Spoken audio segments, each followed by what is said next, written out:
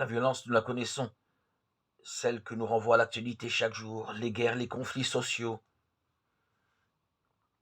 Elle nous afflige car nous avons bien peu de prise sur elle. Mais il y a une autre violence à laquelle nous ne songeons pas souvent.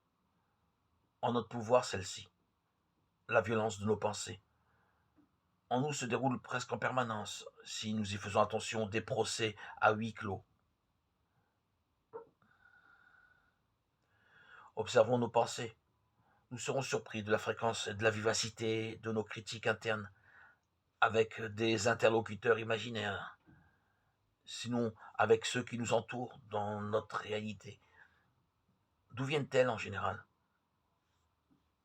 Le mécontentement à cause de ceux qui ne nous aiment pas, ne nous sous-estiment pas, ne nous comprennent pas, en est le carburant. Nous sommes mécontents de notre entourage, de notre voisin, de notre collègue de travail, peu compréhensif, entêté, superficiel, désordonné ou injurieux. Alors, dans notre esprit se crée un tribunal. Nous y tenons le rôle de procurateur, président, juge et juré, rarement d'avocat, sauf en notre faveur.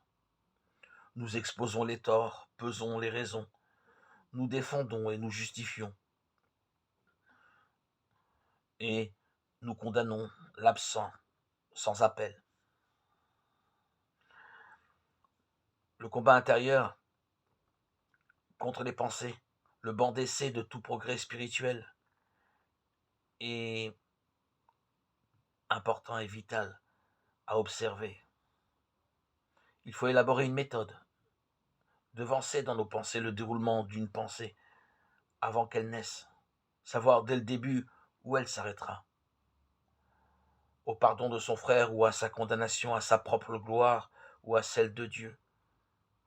Veiller sur notre pensée, y être vigilant. Et la manière la plus simple de le faire est de dire une brève prière.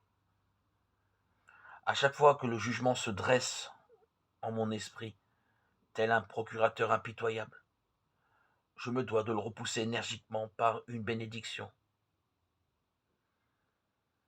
Retourner ce jugement implacable que je me fais